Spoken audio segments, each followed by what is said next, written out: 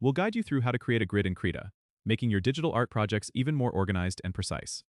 If you find this helpful, consider subscribing and liking the video. First, open Krita on your desktop.